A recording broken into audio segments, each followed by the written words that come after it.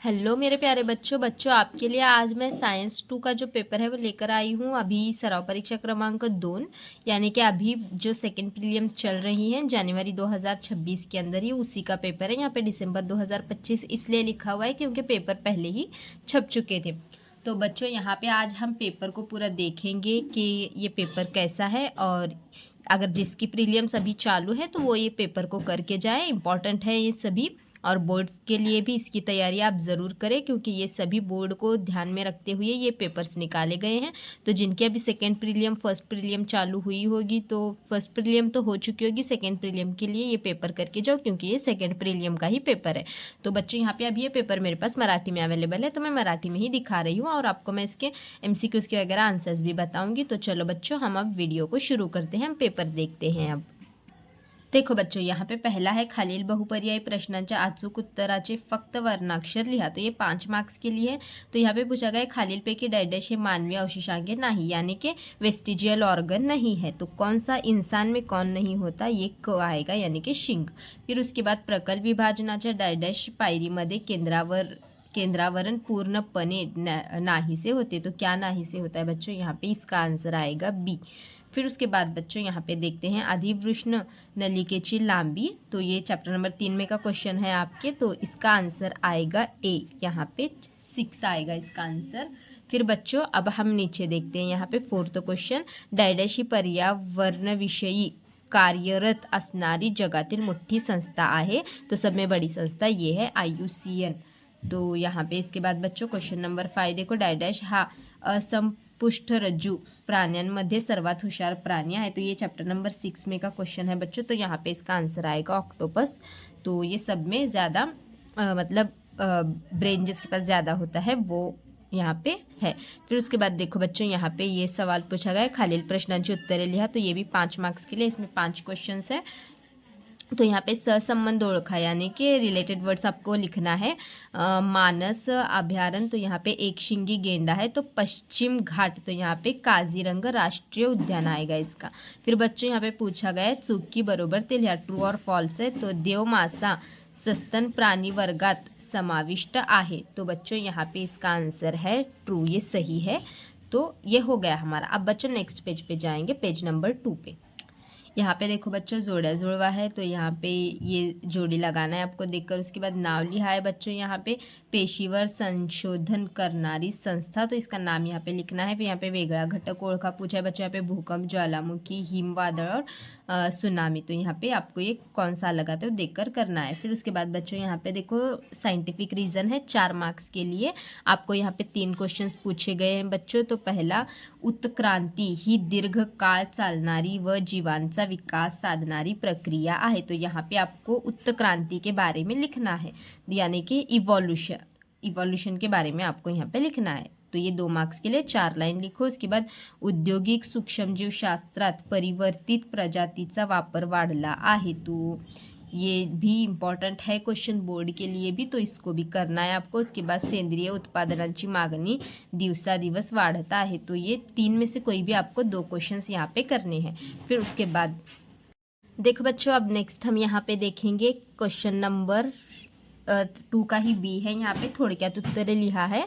तो यहाँ पे देखो आपको 6 मार्क्स के लिए है, कोणतेही 3 करके बोला गया है, यानी कि 5 क्वेश्चन्स है यहाँ पे। तर कोणत्याही 4 पोषक द्रव्यांची नावे लिहा। तो कोई भी 4 यहाँ पे लिखने हैं। उसके बाद यहाँ पे देखो परागी भावनाला मदत करणाऱ्या जैविक व अजैविक घटकांची नावे लिहा। फिर उसके बाद जैवविविधतेचे कोणत्याही 2 संवेदनक्षम स्थळांची नावे लिहा। कितने ईजी हैं देखो बच्चों, सिर्फ यहाँ पे सब में नाम ही लिखते जाना है आपको। उसके बाद फुलपाखरू आणि वटवाघूळ यातील फरकाचे 4 मुद्दे लिहा। तो यहाँ पे फरक आपको दोनों के बीच में लिखना है। उसके बाद कौन कौन से घटक सामाजिक आरोग्य निर्धारित करतात। तो इतने ईजी क्वेश्चन हैं, 5 हैं, 5 में से कोई 3 ही सॉल्व करने हैं बच्चों। ईजी है ये वाला, तो ये 5 के 5 आप करके रखो क्योंकि बोर्ड के लिए इम्पोर्टेंट है ये। फिर बच्चों उसके बाद अगर हम देखेंगे प्रश्न क्रमांक 3 खालील प्रश्नांची उत्तरे लिहा 15 मार्क्स के लिए है।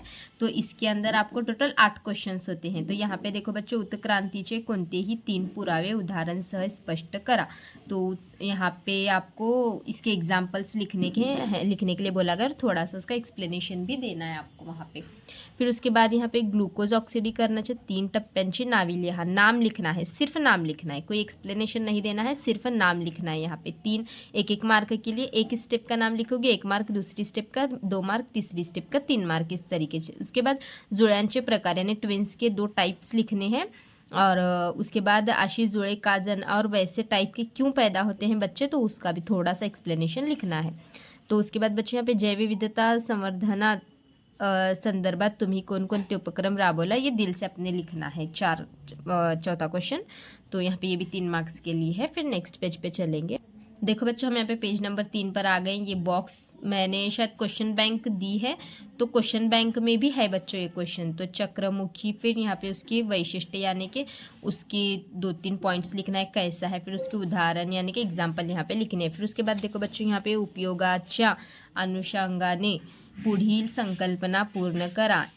उसके बाद यहाँ पे झेनतोंडिंग, तो ये भी मैंने इंपॉर्टेंट दिया था, जब मैं इंपॉर्टेंट क्वेश्चंस दिए मैंने बताए थे तो उसमें ये क्वेश्चन दिया था।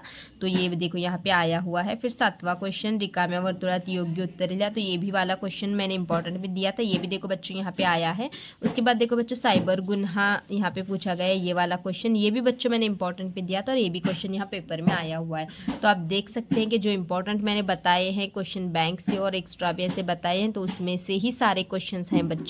उसके बाद देखो यहाँ पे ये क्वेश्चन नंबर 4, खालील प्रश्नांची उत्तरे लिहा। कोणताही एक, कोई भी एक लिखना है, 5 मार्क्स के लिए है बच्चों यहाँ पे। तो खालील शब्द कोडे सोडवा। तो यहाँ पे आपको है ना मतलब पजल के टाइप में दिया गया है। तो यहाँ पे आपको जो उसका सही आंसर है वो यहाँ पे आपको भरना है। तो ये 1-1 मार्क के लिए एक है, ऐसे आपको यहाँ पे 5 दिए गए हैं। तो ये 4 हो गए। फिर नेक्स्ट पेज पे जाएंगे। देखो बच्चों, यहाँ पे है, तो ये 5वां है। फिर उसके बाद यहाँ पे ये पजल दी गई है इस तरीके से आपको।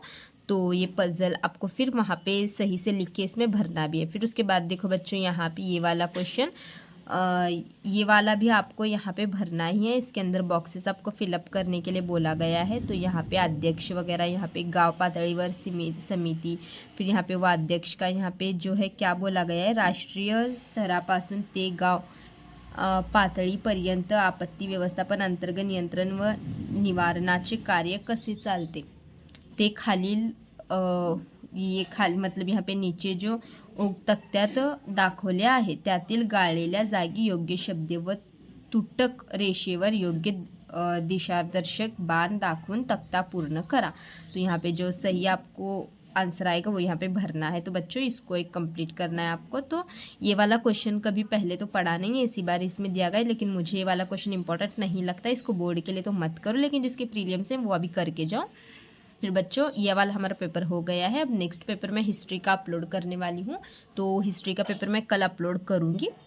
और बच्चों, बहुत जल्द आपके लिए क्वेश्चन बैंक भी देने वाली हूँ। और बच्चों, आपके लिए एक ज़रूरी बात कि मैंने टॉप 10 क्वेश्चंस जो हैं वो अपलोड कर दिए हैं मैथ्स 1 के, चैप्टर 1 के। तो और सेकंड चैप्टर के जो हैं वो मैं कल अपलोड कर दूँगी बच्चों, ठीक है। तो चैनल को सब्सक्राइब और वीडियो को लाइक और शेयर ज़रूर करना। तो नेक्स्ट वीडियो में मिलते हैं बच्चों, बाय बाय।